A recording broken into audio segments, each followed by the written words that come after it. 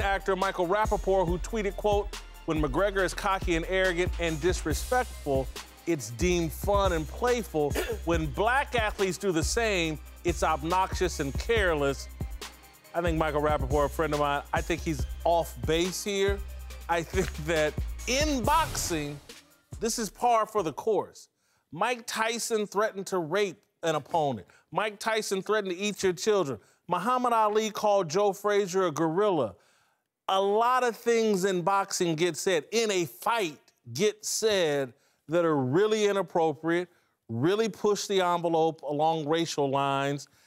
I don't think Conor McGregor is getting a free pass for his trash talk. I just think his trash talk is a bit more extreme than what we're used to seeing in traditional sports and even extreme in boxing. Well, Rapaport wasn't talking about boxing specifically. He was talking about athletes, and I do think there is something to what he said, and I don't think that's necessary. Excuse, did I say Rapaport? Yeah. Michael Rapaport. I do think there's something to what he said.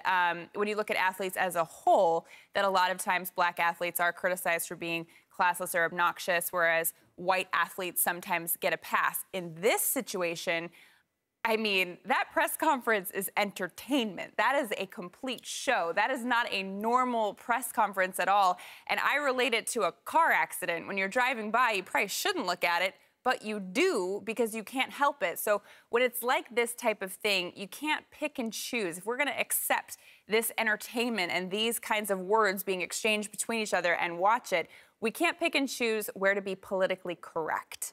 And so in this situation, I didn't have a problem with it. I mean, Floyd was vulgar, too. You know, I mean, they both were going at it. Look, I would rather go back to a day where we could have a press conference and there wasn't the cursing. I mean, you go back to the Ali press conferences. Yeah, he was insult Joe Frazier and George Foreman, but no cursing stuff. That's just where we've gone as a society. I mean, whether it's the music we listen to, it's all vulgar, so you can't expect it to be different when it comes to fighters. They're not politicians. They're not lawyers. These dudes fight, so it is what it is. Well, I like to say this. These guys, we're looking at it as a show. And what makes it so unique and so entertaining is they're for real. We got to fight. This is no game to Conor McGregor. This is no game to Floyd for real. They know people want to be entertained. We finally got to fight. And what you've seen out of Conor McGregor is something he's been holding in and can't hold no longer. Boxing is not commercially endorsed the way other sports are across the board. So things that they don't, the boxing games and their unique personalities is what's coming out right now. There's very few things that they have to abide to as opposed to other athletes most of the time. And right now we're just at the brink of, these two guys really want to get at each other, and Conor McGregor is the guy who they want to get Floyd. But if this is real and everything, and I do believe that there is a difference for boxing and for other sports. There really aren't that many rules in how you're supposed to handle yourself in a press conference or penalties for it.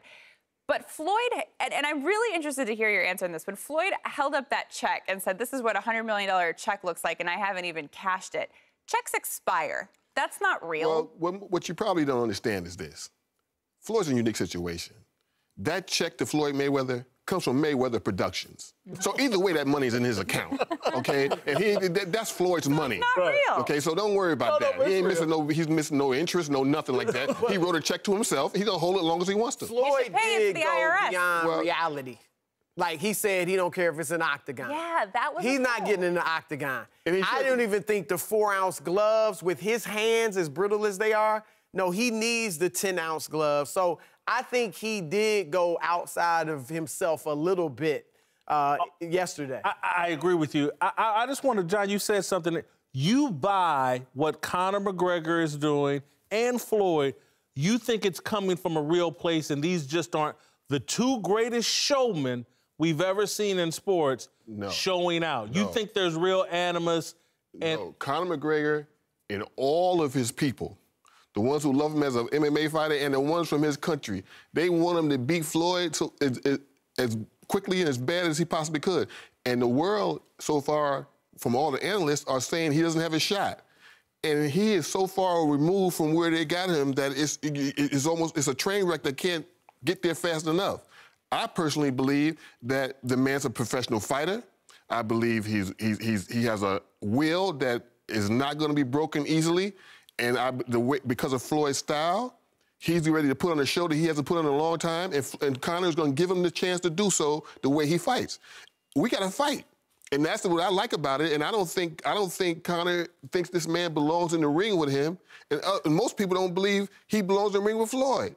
And it's going to take 4 or 5 rounds. And no MMA fighters are one thing for sure. They are willing and can take a whooping. So no matter what, he's not going nowhere easy if that's the case. And the game of boxing may change completely if he has a chance to win this fight. Floyd has to win this fight.